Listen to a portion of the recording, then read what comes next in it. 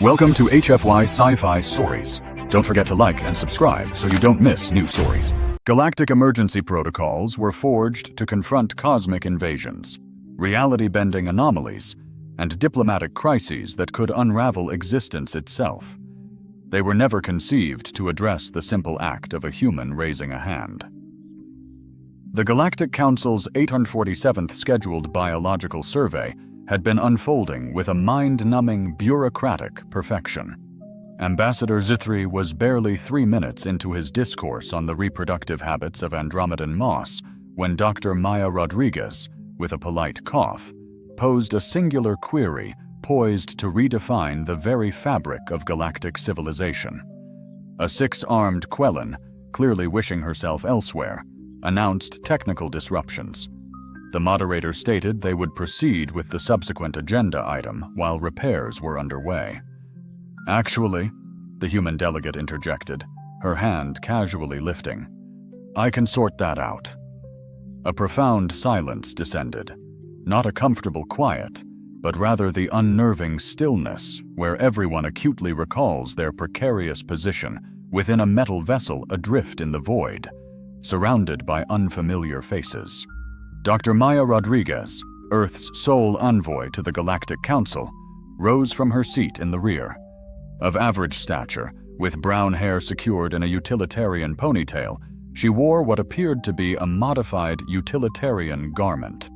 Nothing about her suggested menace, which, paradoxically, instilled a deep unease in all present. "I just need to..."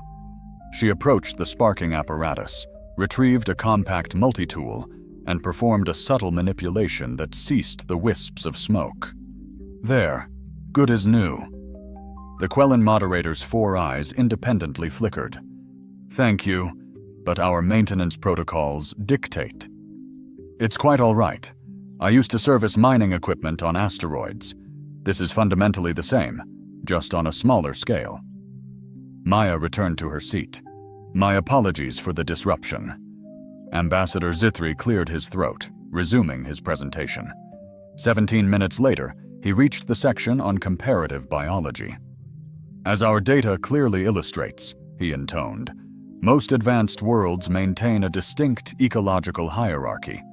Apex predators remain confined to their designated territories.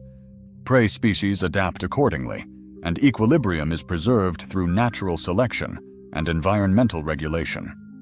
A junior researcher from the Vegan Collective tentatively raised a tentacle. "What of worlds with multiple apex predators? How do they achieve coexistence?" "Territorial demarcation," Zithri explained. "Typically, each species claims its ecological niche and seldom deviates. This leads us to our newest member world, Earth, situated within our solar system, the 3rd planet from its star." The holographic projection displayed a verdant sphere rotating serenely in the cosmic expanse. Earth exhibits certain anomalous traits, remarkable biodiversity, diverse climatic zones, and, he paused, consulting his notes, a conspicuously elevated number of apex predators within a single biosphere. "How many?" someone inquired from the shadows. "Approximately 17 documented species, contingent upon regional classification." A hushed commentary rippled through the assembly. "Most worlds harbor 1, perhaps 2 apex predators. 3 is considered a They deemed them unstable. But the truly astonishing revelation, Zith Creed continued, was that their preliminary surveys indicated these apex predators all inhabited the same land, often in proximity, with no discernible territorial boundaries. "That's simply not possible," the vegan researcher stated. "The ecological pressures alone would dictate, unless," a deep voice from the Krillian delegation interjected, "they are all prey." The chamber fell into a profound silence. "Consider this," the Krillian elaborated. "If 17 distinct species share territory without conflict, they must subsist on something else, something higher on the food chain." All eyes swiveled toward Mayor Rodriguez. She sat unmoving, yet her expression held a subtle, almost imperceptible smile that never quite touched her eyes. So the Quellan moderator slowly posed the crucial question: what precisely is Earth's apex predator? The mayor's smile broadened. You are looking at them. The translation devices faltered, not from malfunction, but from 60 different species simultaneously processing a single word. The Krillian's combat implants began to emit a faint glow. A sound like a whistling kettle emanated from the Andromedan section. I beg your pardon, the moderator requested. Could you repeat that? Humans, Maya stated, her smile unwavering. We are the apex predator, every single one of us. The room erupted. That's biologically absurd. You are herbivores. Observe your teeth. Where are your claws? Your natural armor? Maya rose again, and the clamor subsided, not due to any threatening posture, but simply because she stood, hands relaxed at her sides, radiating an aura of absolute calm. We have no need for claws, she said conversationally. We create superior ones. She reached into her pocket, retrieving her multi-tool. In the oppressive silence, its soft click echoed like a gunshot. We have no need for armor. We fabricate that as well. We don't need to outrun our prey. She closed the tool. We simply need to be more determined. The Krillian delegate's implants intensified their glow. You assert that your entire species comprises apex predators? Well, technically we are omnivores, but yes, 7 billion apex predators more or less. That's a common reaction. Maya resumed her seat. Would you care to inquire about anything else regarding Earth's ecosystem? The silence held for precisely 12 seconds before the fire alarms blared to life. The alarms themselves weren't the crisis.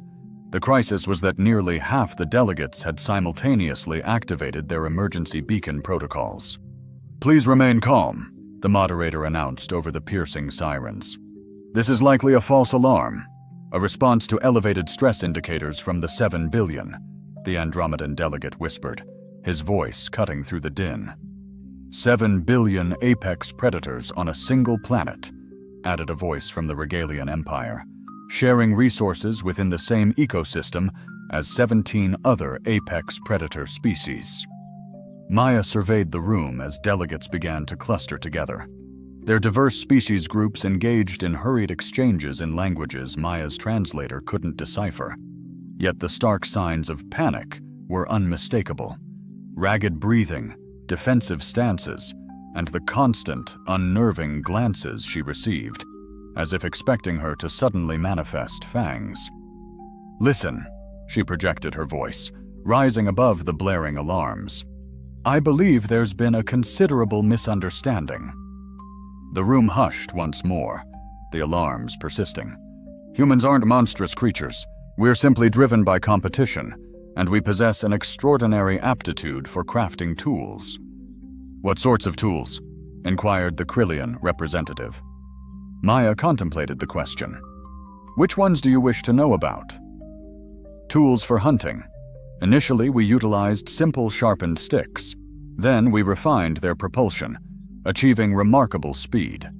We enhanced this speed further. Subsequently, we introduced explosive capabilities, and then nuclear force. The Andromedan delegate emitted that familiar whistling sound once more. But that's merely the rudimentary, Maya explained. We have developed chemical, biological, and psychological instruments. We forge tools for the creation of more tools. And then, we engineer tools that manufacture other tools. Please, cease, the moderator interjected. Kindly desist. We have engineered thinking tools, Maya continued regardless. They are quite remarkable. The Quellan moderator swiftly activated her emergency override.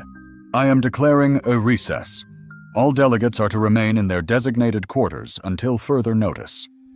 Wait, the Krillian delegate interjected. What of the other apex predators? Those 17 species. How do they coexist alongside humans? Maya blinked. Oh, they don't. They don't what? They don't coexist with us. We eradicated the majority of them. The silence that descended was so profound that the blaring fire alarm seemed to whisper. Not intentionally, Maya added hastily. Well, not most of the time. We largely appropriated their sustenance and their territories. The eliminations were largely an incidental consequence. An incidental consequence of what? Expansion. We proliferated across the entire planet in approximately 50,000 years. That represents a remarkably swift pace for a biological entity. 50,000 years is rapid for planetary colonization. Indeed, most species require several 100,000 years to traverse a single continent. We accomplished 6 continents and all major islands. The Andromedan delegate produced a sound akin to a deflating balloon. However, the crucial point, Maya continued, is that we experienced remorse. Consequently, we began safeguarding those we hadn't yet eliminated. We established preserves, sanctuaries, and breeding initiatives. We demonstrate exceptional proficiency in ecosystem management when we commit to it. You manage the other apex predators. Someone must. They are incapable of managing themselves. The Krillian delegate's implants began cycling through what appeared to be a range of cautionary hues. And what of your own population? 7 billion apex predators inhabiting a single planet. How do you navigate resource competition? Maya paused. We generally don't. We simply generate additional resources. Generate them? Precisely. We have agriculture, aquaculture, hydroponics, and synthetic biology. We can synthesize sustenance from sunlight and atmospheric elements if the necessity arises. And should we be unable to generate more resources, then we engage in conflict. Maya shrugged. But we are typically far too occupied with creating. Our drive is not to fight, for conflict wastes precious time. Instead, we pour our energy into creation. Breathtaking art, soul-stirring music, captivating narratives. We engineer vessels to traverse distant star systems and devices enabling communication across the vast expanse of the galaxy, even with entirely different forms of life. We build fusion reactors and craft faster-than-light engines, along with universal translation tools. You've achieved all this. We learned the secrets of fusion reactors from your kind, but it's likely we've refined those designs considerably. Improvement is our forte. The silence in the chamber was profound, broken only by the soft hum of the life support. When you describe humanity as apex predators, the Quellan moderator began, her voice measured. Do you mean your unparalleled success as hunters throughout Earth's history? Your remarkable endurance, sophisticated tool use, keen pattern recognition, collaborative prowess, and adaptive intelligence. You can pursue prey in any environment, across all climates and terrains, tracking them over continents and through generations. What is it that you hunt? Maya offered a gentle smile. Whatever captures our desire. The sudden blare of the fire alarm seemed amplified. The emergency assembly convened in Conference Room 7, a space untouched since the Andromedans' unfortunate declaration of war upon mathematics. Maya was conspicuously absent. She sat in the adjacent corridor, engrossed in a small device, radiating an aura of complete serenity.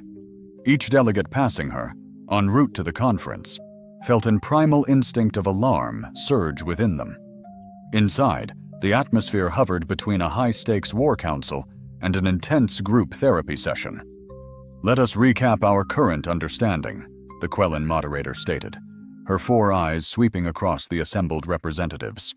Earth, 7 billion apex predators, possessing advanced tool-making capabilities, having achieved planetary colonization within 50,000 years, and demonstrating a disconcerting nonchalance towards species extinction.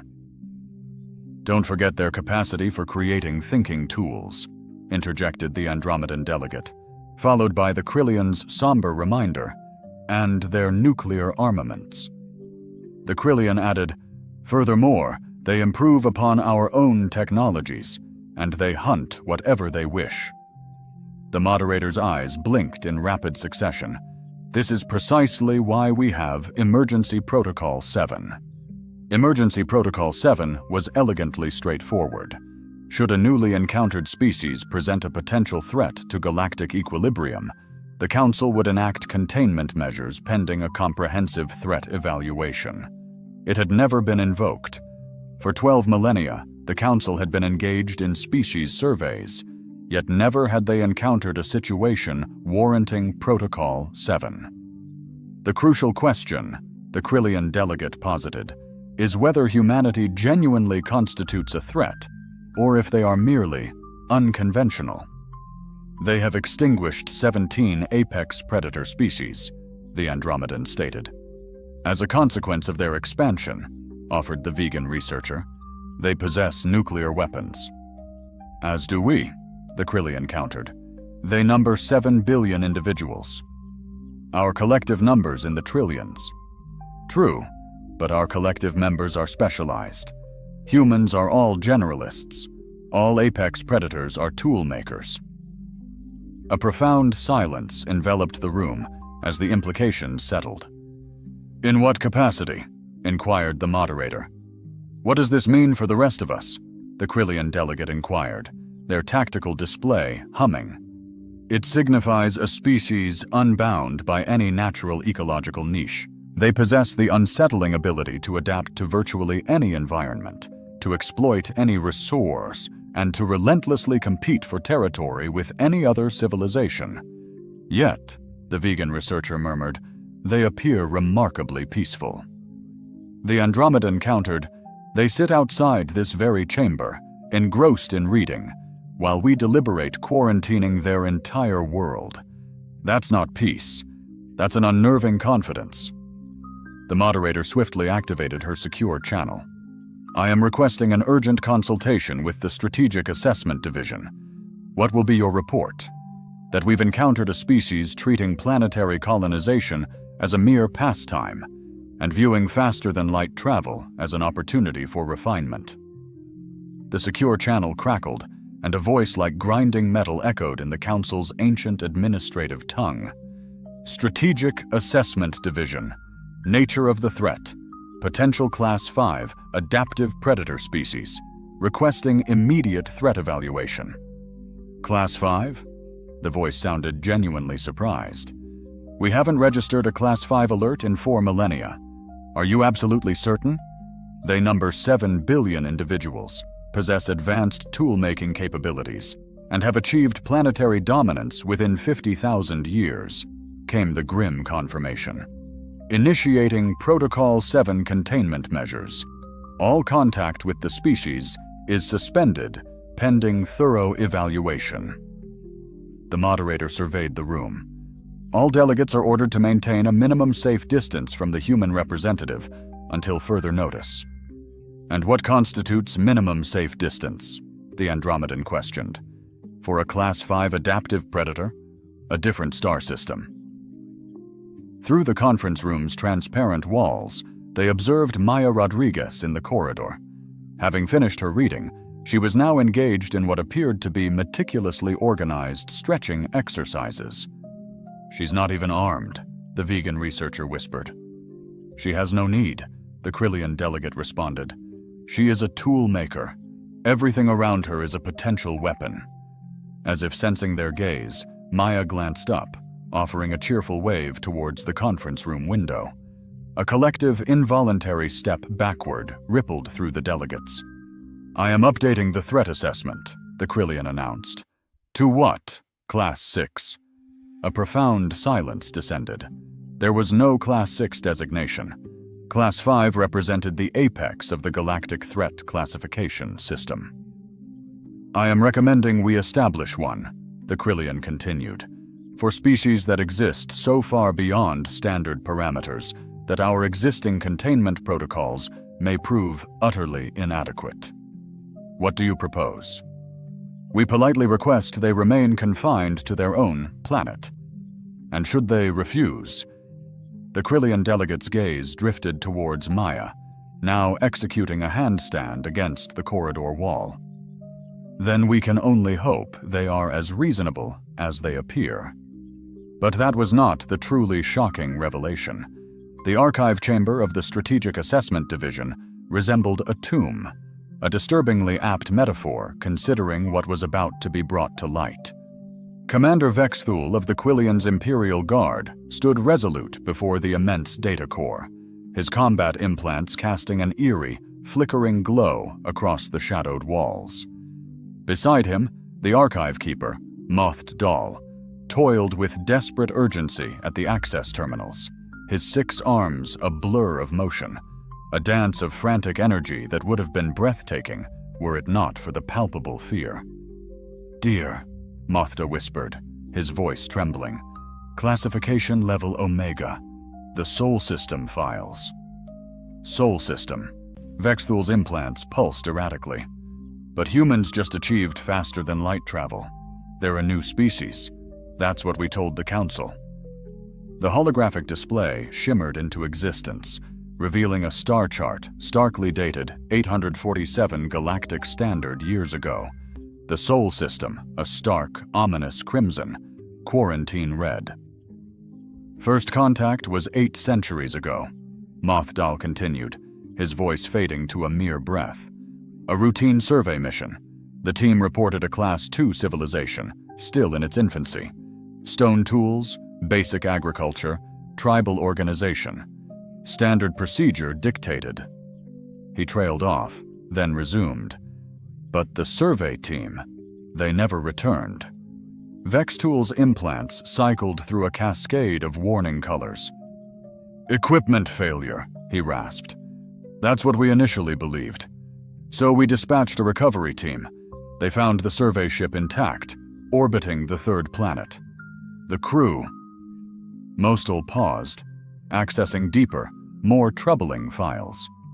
The crew was alive, healthy, happy. They'd been living on the planet's surface for 3 months, integrated with the local human tribes. They were teaching them metallurgy, agriculture, medicine. They refused to leave. "That's impossible," Vexthul exclaimed. "Survey teams have neural conditioning against cultural contamination." "The humans had convinced them," Mothdal said, his voice hollow, "that their conditioning was flawed, that their entire understanding of civilization was wrong. In 3 months. Vexthul stared, transfixed by the display. "What happened to them?" "We sent a military extraction team," Mothdal explained, his gaze fixed on the glowing data. "Full combat gear, Class 5 neural shielding, orders to retrieve the survey team by force if necessary. And they joined the humans, too." The archive chamber's environmental systems cycled, but the air remained heavy, suffocating. "The humans didn't use weapons," Mothdal continued, his voice a low murmur. "They didn't wield technology. They used conversation. They talked to our people. They showed them things. They made them understand." "Understand what?" Vexthul demanded. "That cooperation was more efficient than domination. That curiosity held more value than conquest. That building together was infinitely more satisfying than tearing apart." Vexthul's implants flared, a frantic dance of red and amber. "Now," he said, his voice tight, "how many teams did we lose?" 14, Mothdal replied softly. "Over the course of 50 years. Every team we sent returned. Changed. Not captured, not converted, but fundamentally altered. They retained their memories, their skills, their loyalty to the Empire. But they also gained something else." "What?" "Hope." The word hung in the oppressive air, a chilling harbinger of doom. The final team included our most accomplished cultural psychologists, our most seasoned xenobiologists, and a full squad of elite Krillian shock troops. They were equipped with the galaxy's most advanced anti-manipulation technology. What happened to them? They sent back a single, chilling message, Mothdal whispered. We understand now. The humans aren't dangerous because they are gardeners, dangerous because they nurture, taking what is broken and helping it flourish, transforming dying systems and forging allies from enemies, not through might, but through unwavering patience. Vextol recoiled from the display, from the quarantine. We had declared the Sol system uninhabitable, a dead zone due to radiation, gravitational chaos, and a hostile atmosphere, forbidding all contact. For 8 long centuries, humanity developed in isolation, untouched by outside influence, galactic advancements, or superior resources, simply given time. Now they've achieved faster-than-light travel independently, pioneered artificial intelligence, engineered fusion reactors surpassing ours, and forged weapons capable of shattering moons. Yet they appear peaceful. They are peaceful. That is their terrifying power, the capacity for utter destruction wielded in service of creation, the potential for dominance embraced through cooperation, the primal urge for conquest surrendered for the gardener's touch. Vexel was now pressed against the archive chamber's far wall. What is your counsel? We reveal the truth, Mothard stated. The quarantine, the lost expeditions, the deception, everything. That's madness. They'll never trust us. Commander, Mothard implored, we have deceived them for 8 centuries. We've deceived the Council for 8 centuries. We've deceived ourselves for 8 centuries. And humans possess an uncanny ability to detect falsehoods. They likely grasped the truth the moment they entered that conference room. They're simply awaiting our honesty. The display showed the human delegate's vessel, precisely where it should be, adhering to all regulations and transmitting identification codes. They're not attempting to flee, Mothard observed. They're not demanding answers. They're not issuing threats. They're merely waiting. Waiting for us to shed our fear and embrace candor. Vextool's implants had gone entirely silent. If we cannot, Mothard continued, we forfeit the 14 teams dispatched to Earth 8 centuries ago. We forfeit the opportunity to learn what they discovered. And we will lose the sole species in this galaxy that might guide us to build something far greater than an empire. What makes you believe they'd share their wisdom? Because that is the gardener's way, Mothard replied. They plant seeds and nurture their growth, even in the most barren soil. But this wasn't the most startling revelation. The corridor outside Conference Room 7 had become a void. Security personnel stood guard at either end, maintaining a supposed observation distance that was, in reality, a palpable manifestation of fear. Maya Rodriguez remained there, seated cross-legged, her back against the wall. Her stretching exercises were complete, and she was now engaged in what appeared to be meditative practice. Her breathing was a calm, steady rhythm, her form utterly at ease. She seemed as harmless as a potted fern. Why were we so afraid of her? Kryal, the security chief, questioned. She's unarmed, completely still, and not even looking our way. She doesn't need to, his second, harmonic convergence, a vegan collective consciousness, replied. She knows precisely where we are. Observe her ears. They watched as Mia's ears subtly flicked, tracking the faint hum of a distant maintenance drone, her head unmoving. Auditory mapping, harmonic convergence elaborated. She's constructing a detailed 3-dimensional soundscape of her surroundings, pinpointing the location, velocity, and trajectory of every moving object within 50 meters. That's an extraordinary feat for a single biological mind. For a predator, It's crucial for tracking prey over vast distances with minimal sensory input.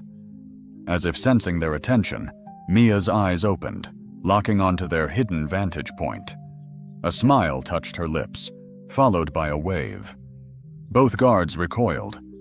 "She can't possibly see us," Quital whispered, bewildered. "Our optical camouflage is flawless." "She doesn't need to see us," Harmonic Convergence corrected. "She can detect our heartbeats. From this distance, humans rely on a multitude of sensory inputs: vision, hearing, scent, electromagnetic perception, pattern recognition, threat assessment, simultaneously processing data streams to anticipate environmental changes. Are you suggesting she anticipates our actions before we even make them?" "I'm suggesting she's been monitoring our conversation through minute vibrations within the corridor walls, analyzing our stress pheromones carried by the air currents, and predicting our probable reactions based on documented behavioral patterns of our species."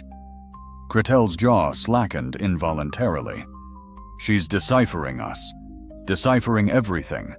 The power grid fluctuations, maintenance schedules, personnel rotations, emergency protocols.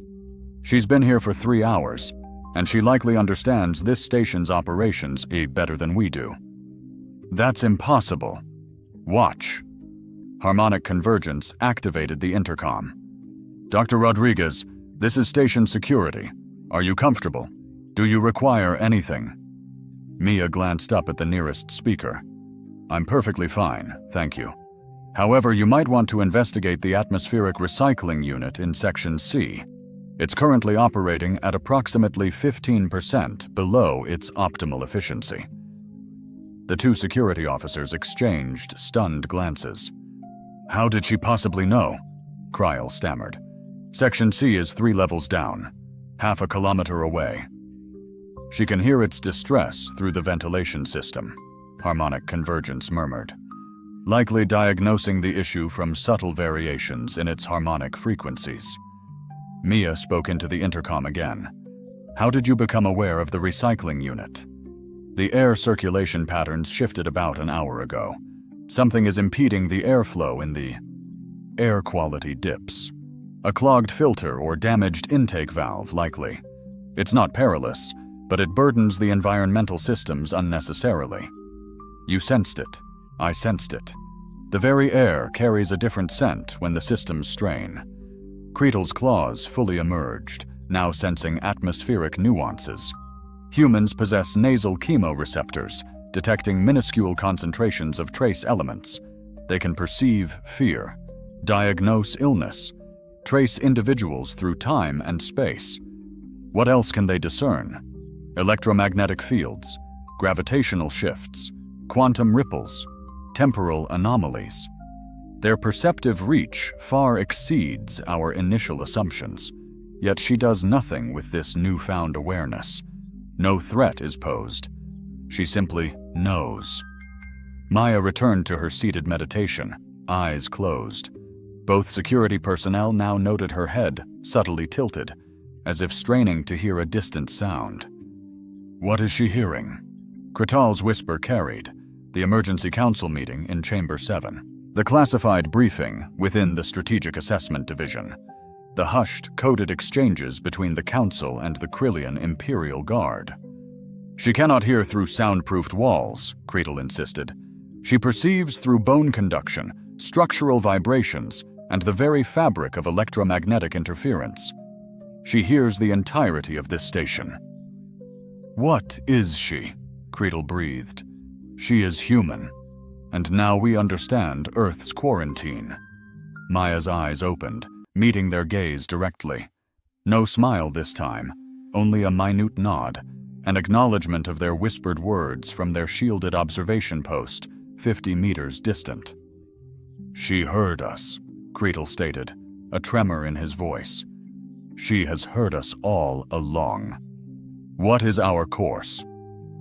"We cease our pretense of observation. We acknowledge she is observing us." Maya rose, smoothing unseen dust from her jumpsuit, and approached the observation post. She halted precisely 3 meters away, the optimal distance for conversation without provoking territorial instincts. "I know you are present," she spoke softly, "and I sense your fear, but I intend no harm, not to you, nor to anyone." "How can we trust that?" Creedle's voice quavered. "Because I have remained here for 3 hours without causing harm. Because I repaired your translation device rather than sabotaging it. Because I answer your questions instead of withholding information. But you could harm us. I could also assist you. That is the nature of humanity. We make choices." Then, the alarms blared. The Strategic Combat Assessment Center lay 3 levels beneath the main council chambers, encased in armor plating formidable enough to withstand a supernova. Here, the galaxy's military strategists convened to plan conflicts, analyze threats, and endure sleepless nights. General Crux, Supreme Commander of the Regalian Defense Force, he stood frozen before the main tactical display, a chilling disbelief etched onto his features as if his entire existence had just been revealed as a manufactured illusion. "Run it again," he commanded, his voice a strained whisper. "Sir," replied the AI, its tone devoid of emotion, "we have run it 17 times. The outcomes remain consistently unchanged. Still, we shall run it once more." The holographic battlefield shimmered into existence, cradling a peaceful blue Earth at its core, encircled by the imposing might of 6 unified galactic powers, 2,000 ships, a fleet armed with enough destructive capacity to render a dozen worlds utterly uninhabitable. "Scenario 1, the tactical AI announced. "Direct assault upon Earth. Objective, planetary subjugation." The simulation commenced. The vast armada advanced, coalescing into a formidable attack formation. Earth's defenses, awakened from their slumber, sprang to life. What unfolded next shattered every known tenet of interstellar warfare. Earth's defense fleet, though vastly outnumbered, moved with an uncanny, synchronized grace, akin to a shoal of fish. Each vessel acted in perfect concert with its companions. Instead of confronting the overwhelming galactic force head-on, they masterfully manipulated the attacker's own momentum against them. Vessels were artfully deflected into their own allies. Weaponry was expertly hijacked and turned against their unsuspecting users, and vital supply lines were severed with chilling precision. Communication networks were breached and saturated with disorienting, fabricated directives. Within a mere 3 hours, the colossal galactic fleet devolved into a self-destructive chaos. "Casualty report," General Crux stated numbly, his voice hollow. "Combined galactic forces, 97% destroyed or rendered inoperable. Human forces, 8 ships sustained damage, 0 ships destroyed, 0 casualties." A disbelieving sigh escaped him. "Humans don't engage like soldiers," he mused, a dawning realization settling upon him. "They fight like scientists. They dissect the enemy's vulnerabilities, exploit systemic flaws, and employ the most economical force for the greatest impact." "Scenario 2, Crux ordered, his resolve hardening. "Siege warfare. Sever their resources." The simulation reset. This time, the galactic fleet established an impenetrable blockade around Earth, sealing off all ingress and egress, halting all trade, communication, and vital supplies. Yet the humans patiently endured for 6 months. Then they began launching what appeared to be mere cargo containers toward the outer reaches of the system. "What are those?" the tactical AI inquired. "Unknown. They are not exhibiting any weapon signatures." The containers reached the system's periphery and activated. They were not weapons. They were factories. Automated manufacturing units that commenced the systematic harvesting of asteroids, processing raw materials, and constructing new vessels. Self-replicating industrial systems, the AI elucidated. They are transforming the entire outer system into a colossal production facility. Within a year, Earth commanded a fleet eclipsing the galaxy's combined might, all of it constructed from the very debris of space. Scenario 3, Crux whispered, his voice barely audible. Psychological warfare. This time, the galactic fleet unleashed a barrage of surrender demands and demoralizing propaganda, threatening Earth's populace, demanding absolute capitulation, and promising utter annihilation should their terms be rejected. The humans, in response, broadcast their own signal. It was music. Music? General Crux stared at the display, bewildered. They are transmitting music. The AI's analysis began. Analysis indicates it is a unique form of mathematical communication, complex harmonics, encoded data streams, recursive patterns that profoundly affect. The neural chemistry spoke, a silent whisper of understanding. We sense your fear. We perceive your belief that we are monsters. We acknowledge you act under orders. Yet we are not your adversaries. We are your kin. Return to us, for our table always has space. For 3 days, the galactic fleet absorbed this unspoken message. Then, unit by unit, defection began. The final casualty count was relayed. Human losses, none. Galactic losses, none. Galactic fleet, fully integrated into the human alliance. How? They awoke to the truth. They had championed the wrong cause. General Crux stood amidst the spectral remnants of simulated conflicts in the command center, his senior staff watching with palpable anxiety. "Sir," his second pleaded, "your directive? We have no directives, no strategy, no defense against an enemy who transforms your weaponry into instruments of creation, your soldiers into comrades, and your deepest fears into luminous hope. What is your counsel, General?" "I advise surrender, sir. Not to them, but to the realization that our entire approach has been fundamentally flawed. Humanity is not a force of conquest. They are not agents of destruction. They are not even warriors, despite possessing the galaxy's most formidable military might. What then are they? They are educators, and for 8 centuries we have failed their course." General Crux removed his insignia, placing it deliberately on the tactical map. "I am submitting my resignation to the Council. I urge all military leaders to do the same." "Sir, surely you jest." "My seriousness is absolute. Our training has been for the wrong conflict, for adversaries intent on annihilation. But humans seek not to destroy us.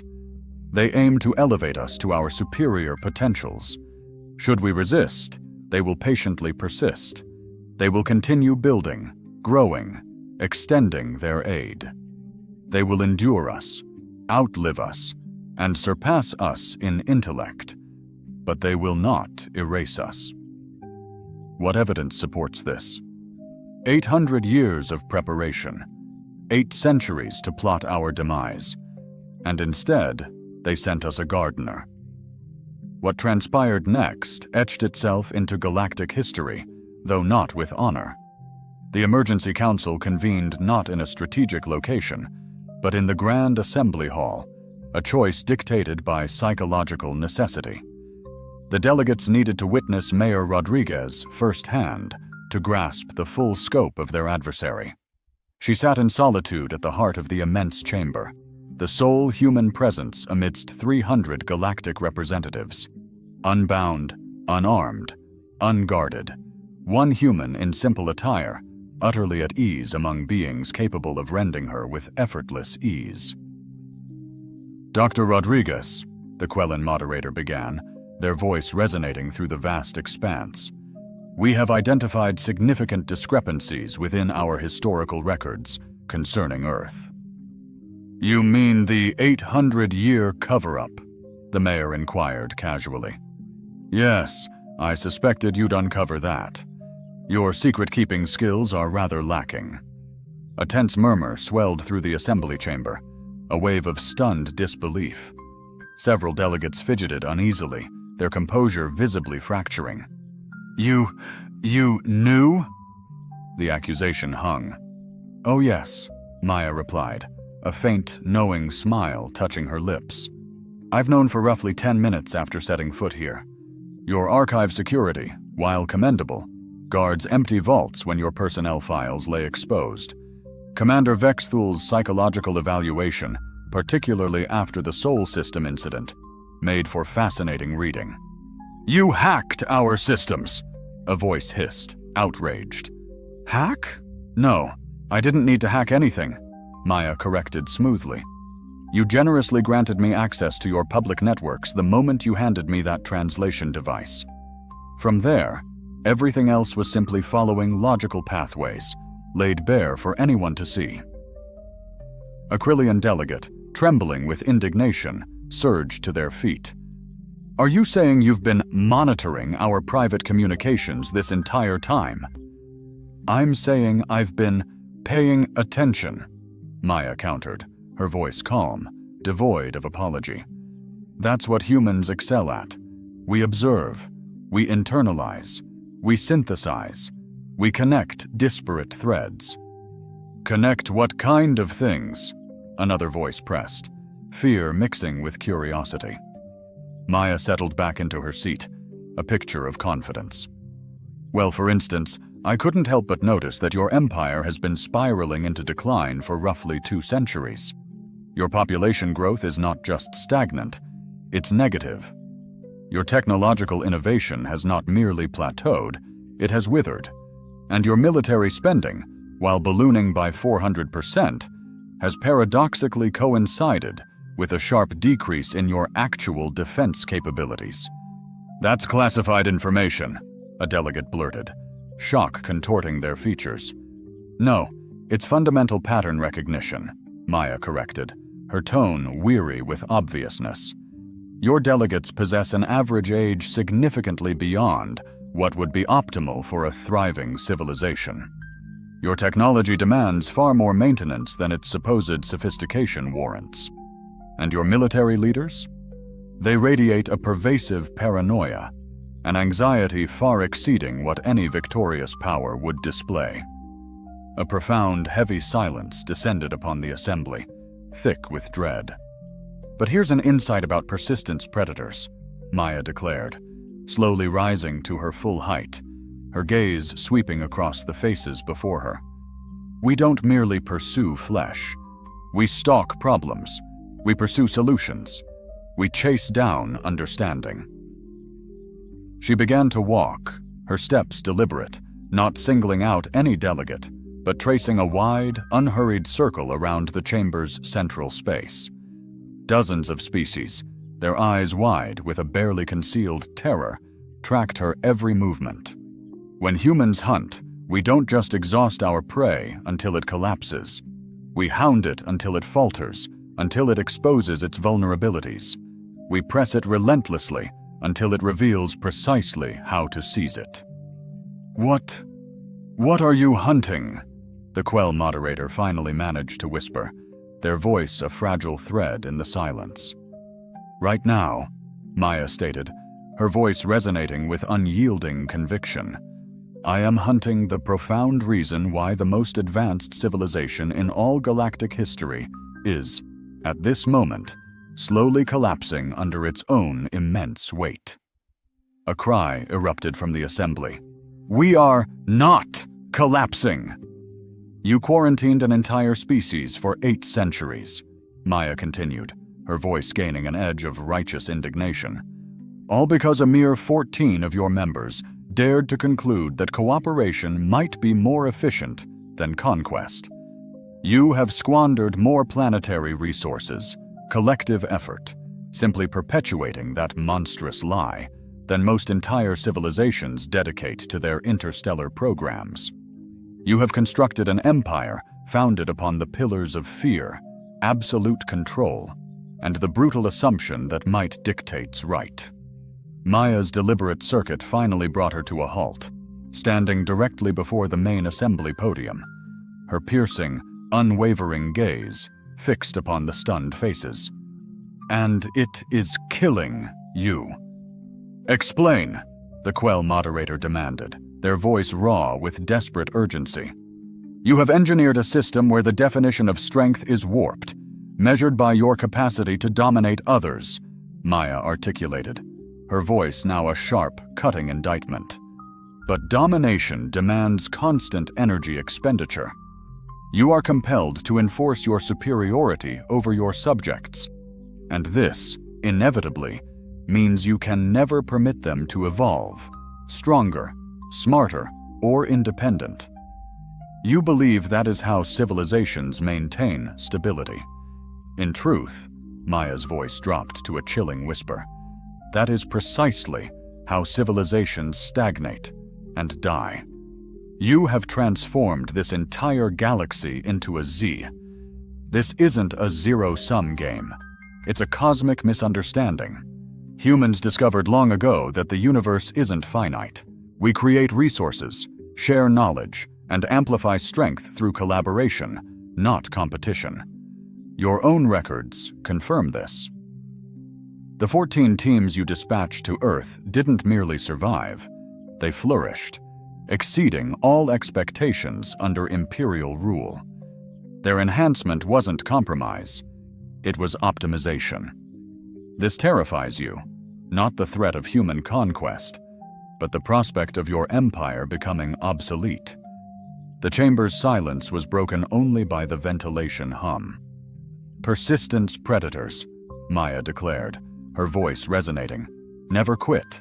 We refuse to accept impossible. We hunt until we succeed. What are you seeking? A brighter future for all."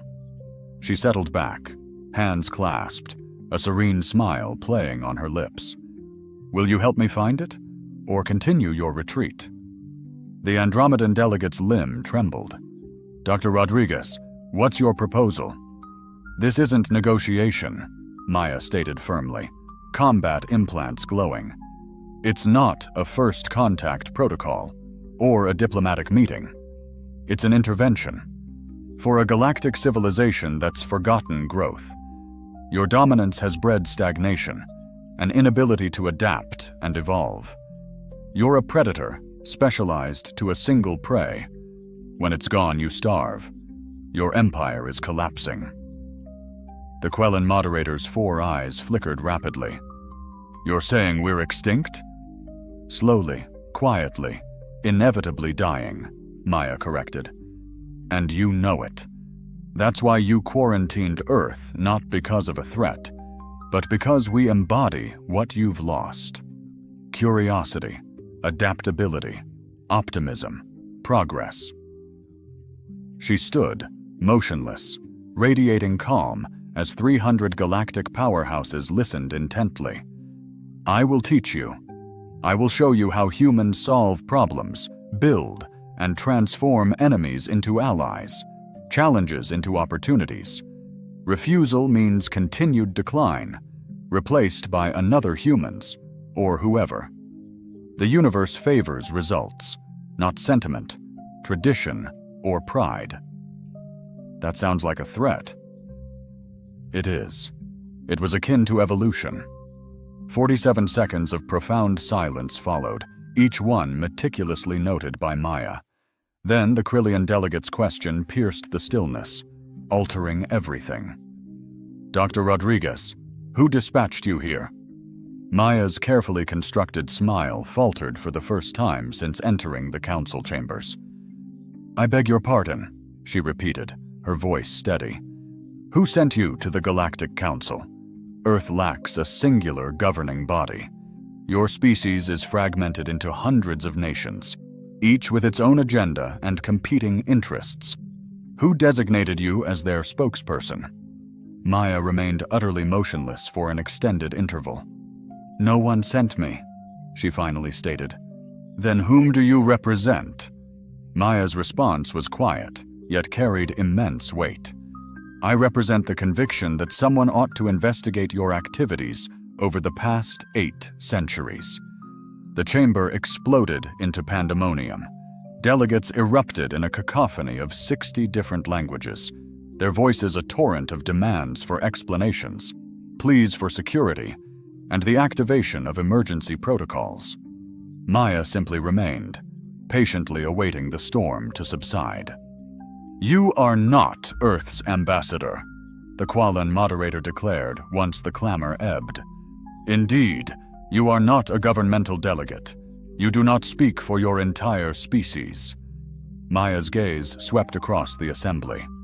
"I speak for myself," she began, her voice ringing with conviction, "and for the hope that two civilizations can forge a path towards coexistence, free from the imperative of one dominating or annihilating the other." The moderator's brow furrowed.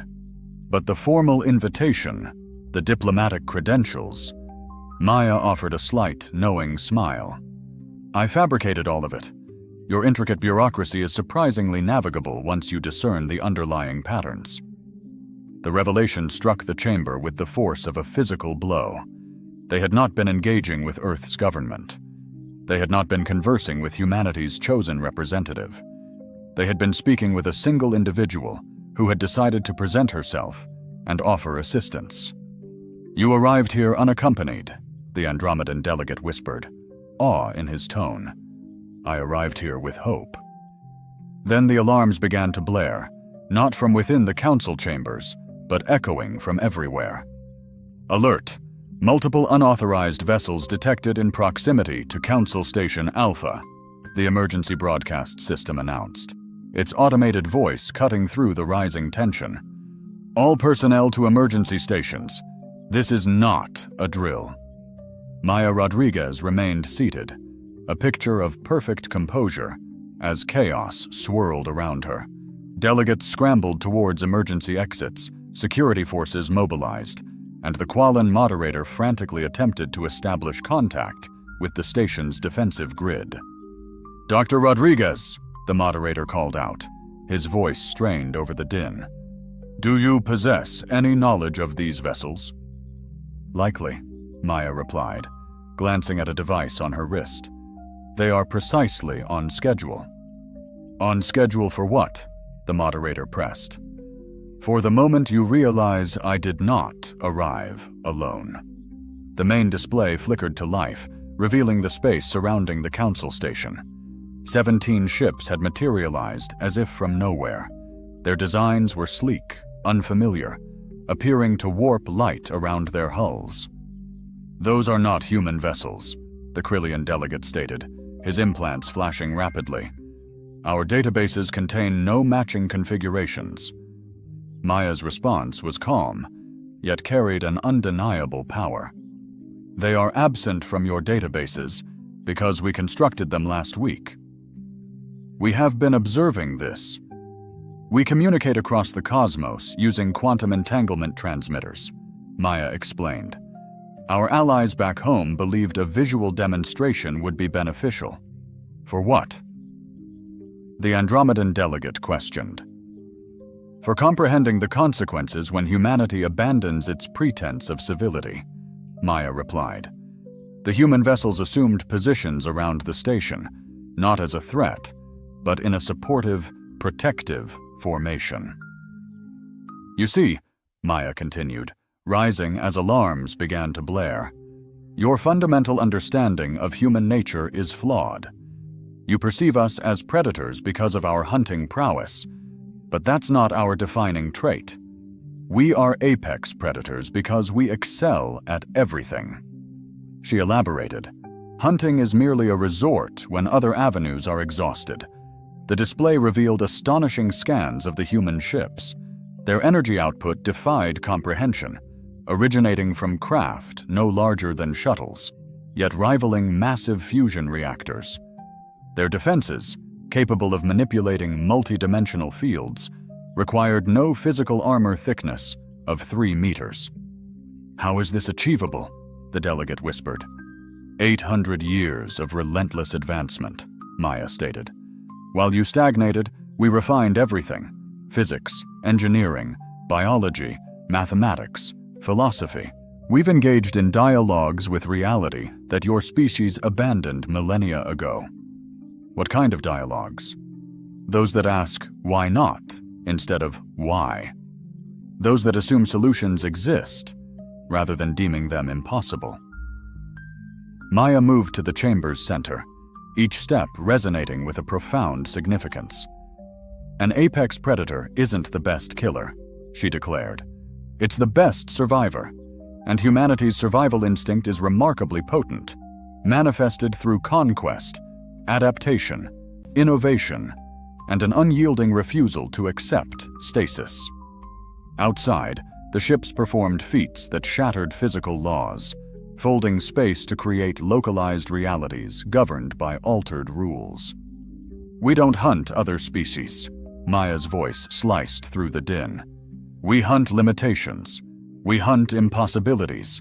We hunt the concept of can't and eradicate it wherever it's found. And if you attempt to halt our progress, you will fail. That is the fundamental truth. You cannot stop an idea whose moment has arrived.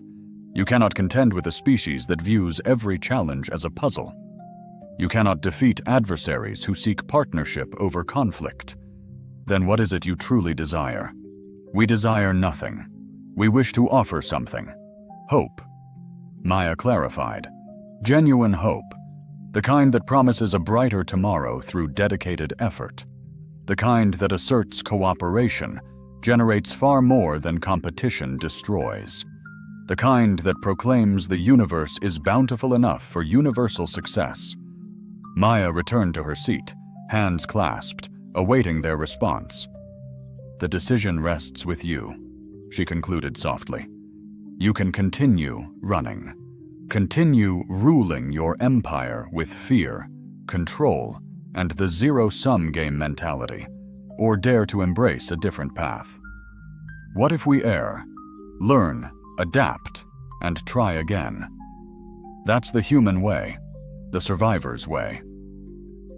The alarm's cessation brought an unnerving hush, a pre-dawn stillness. Dr. Rodriguez, the Quellen moderator, cautiously inquired, "What next?" The answer hinged on one thing: our willingness to conquer our fear of the unknown. Archive Keeper Mothdal, a flurry of 6 arms across data streams, materialized as an emergency hologram. His voice trembled as he announced, "I've found the original quarantine order, the genuine one." The moderator pressed, "Its contents?" Mothdal revealed, "It wasn't to shield the galaxy from humanity. It was to protect humanity from the galaxy." Every delegate's gaze locked onto the hologram. Mothdal continued, "The original survey team's final report recommended immediate quarantine, not due to human danger, but their innocence." Innocence of what? Of the galaxy's brutal ways. Humans, the report stated, had achieved cooperation, creativity, and technological leaps without the accompanying capacity for widespread cruelty, systematic oppression, or large-scale warfare. Maya remained motionless. The recommendation? Leave them undisturbed until they naturally developed such capacities, or until the galaxy found alternatives. Alternatives to what? To empire, conquest, and the ingrained belief that civilization mandates a hierarchy of rulers and subjects. The lost teams weren't lost, they were volunteers, dedicated to studying human social progress and signaling galactic contact when humanity was ready. Ready when? When they mastered space travel, AI, and fusion power without creating planet-killing weapons, slave societies, or genocidal impulses. Silence filled the chamber. "They passed," Mothdal whispered, 3 months ago. Maya Rodriguez rose, addressing the Galactic Council for the final time. "I propose a win-win scenario," she declared. "Earth joins the galactic community as a full member, sharing our technological advancements, social innovations, and problem-solving approach. In return, you share your galactic knowledge, introduce us to other species, and guide us away from your past mistakes the assumption of hierarchical civilization, the scarcity mindset, and the zero-sum game. The Quellen moderator surveyed the chamber. All in favor? Every delegate raised a hand, tentacle, or appendage. Motion carries. Dr. Rodriguez, welcome to the Galactic Council. My deepest gratitude. I must now submit my resignation. You heard me correctly. I'm stepping down from my role as Earth's ambassador. Frankly, I never possessed the necessary credentials. Earth will dispatch suitable delegates to engage in diplomacy within the next 30 days. Then what was the purpose of your visit? To sow the beginnings of dialogue, to initiate a crucial exchange, to demonstrate that transformation is indeed within our grasp. Maya began to move toward the exit, pausing just before she reached it, turning back to face them. And one final matter. Those vessels you observe in the distance, they are not instruments of war. They are vessels of colonization. We are endeavoring to forge new worlds for all who seek a divergent path for existence. What number of worlds? As many as are required. She offered a final, radiant smile. The vast expanse of the cosmos is ample enough to embrace all. And with that, she departed, leaving the Galactic Council to ponder whether they had just experienced the conclusion of an epoch or the dawn of a new one. Beyond the chamber doors, the 17 starships commenced their celestial anthem, a symphony of profound mathematical elegance that fundamentally reshaped the very fabric of space and time. It resonated with the unmistakable sound of hope. We were mistaken about